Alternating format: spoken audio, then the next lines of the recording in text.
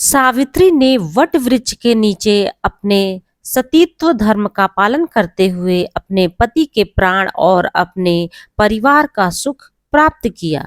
इसलिए हमारे हिंदू धर्म में इस व्रत को वट सावित्री के नाम से जाना जाता है और इसी दिन इसी पेड़ के नीचे सावित्री ने अपने पति के लिए 400 वर्ष की नवीन आयु भी प्राप्त कर ली थी। यह संपूर्ण घटना वट वृक्ष के नीचे घटने के कारण ही हमारे हिंदू धर्म में वट सावित्री पूजन की परंपरा की शुरुआत हुई।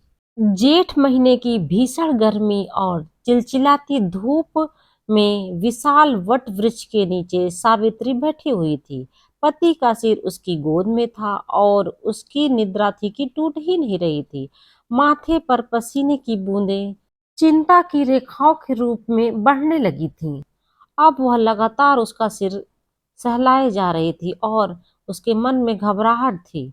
वह उसे उठाने का प्रयास कर रही थी, पर अचानक उसे याद आया कि आज तो उसके विवाह के 1 साल पूरे हो गए हैं। अभी वह विवाह के सुखद स्मृतियों की ओर बढ़ ही रही थी कि अचानक एक भयंकर आकृति उसकी ओर आते हुई दिखी। सावित्री ने सत्यवान से जिस समय विवाह किया था, उसी समय देवर्षि नारद जी ने जो भविष्यवाणी की थी, वह उसे अचानक याद आई। उन्होंने कहा था कि महाराज सत्यवान अल्पायु है, इसलिए यह विवाह रोक दीजिए। पर सावित्री ने अपनी माँ की शिक्षा और संस्कारों की दुहाई दी कि भारतीय नारी बस एक बार ही अगर दिल से अपने जिसे पति मान ले तो वो मरते दम तक उसको निभाती है। सनातनी स्त्रियां बार बार अपना पति नहीं चुनती हैं। इस प्रकार सावित्री साल्व देश के निर्वासित राजा ध्रुमसेन के पुत्र सत्यवान की गृह लक्ष्मी बनकर उनके साथ तपोवन में रहने लगी। वो घबराते हुए बोली, आज तो देवर्षि के बताए अनुसार 1 वर्ष पूरा होने वाली तिथि है, जिस दिन उनके पति की मृत्यु होना भगवान ने निश्चित किया है। तभी तो सुबह से ही वह विचलित मन से सत्यवान के साथ ही वन में चली आई थी। अभी वह आम के पेड़ से लकड़ियां चुन ही रहे थे कि एक भयंकर से पीड़ा और चक्कर आने के कारण वह पृथ्वी पर गिर पड़े। तब से सावित्री अपने पति के सिर सहलाकर उनको जगाने का प्रयास कर ही रही थी कि अचानक काली छाया सामने से आकर प्रकट हो गई। यह कोई और नहीं, साक्षात यमराज थे। वह काल रूपी भैंसे पर सवार थे। वो सत्यवान के आत्मा को लेकर जाने लगे। सावित्री ने अपना परिचय देते हुए भय से पूछा, हे देव, आप कौन हैं और मेरे पति की आत्मा को कहाँ लिए जा रहे हैं?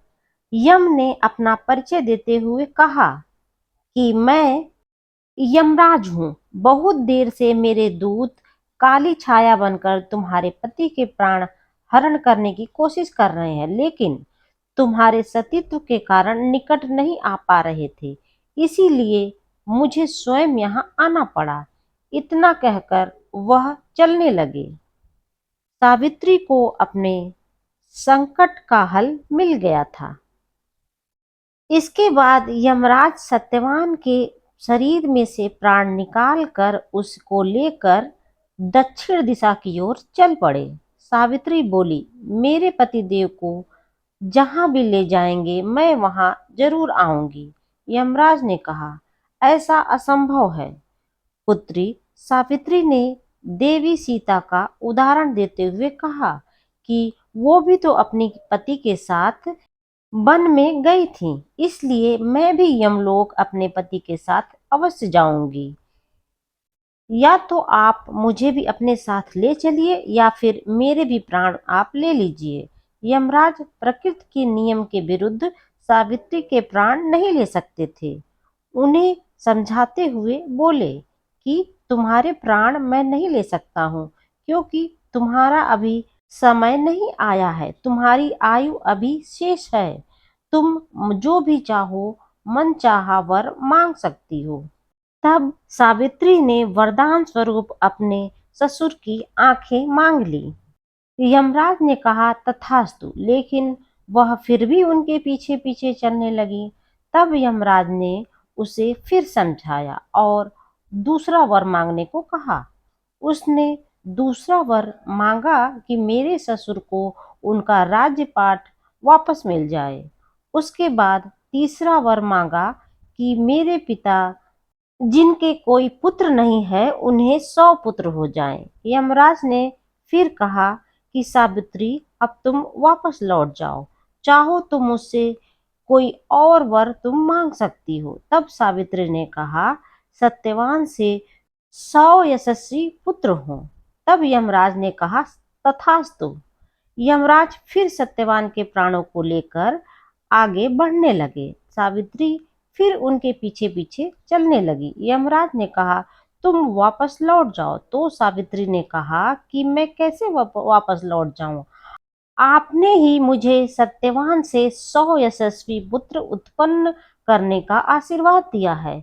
यह सुनकर यमराज सोच में पड़ गए कि अगर सत्यवान के प्राण वह ले जाएंगे तो उनका यह वरदान झूठा हो जाएगा। तब यमराज ने सत्यवान को पुनः जीवित कर दिया। इस तरह सावित्री ने अपने सतीत्व से पति के प्राणों की रक्षा और ससुर के राज्य तथा परिवार का सुख और पति के लिए 400 वर्ष की नवीन आयु प्राप्त कर ली और दोनों खुशी खुशी अपने राज्य की ओर चल पड़े। माता पिता को दिव्य ज्योति प्राप्त हो गई और उनका राज्य वापस मिल गया। इस प्रकार सावित्री और सत्यवान चिरकाल तक राज्य सुख भोगते रहे। चूंकि यह संपूर्ण घटनाक्रम वट वृक्ष के नीचे घटित हुई, इसलिए हमारे हिंदू धर्म में वट सावित्री व्रत के पूजन की परंपरा की शुरुआत हुई। तो ये थी वट सावित्री की व्रत कथा। इस कथा को सुनने से वैवाहिक जीवन के सभी कष्ट दूर होते हैं तथा पति की आयु लंबी होती है।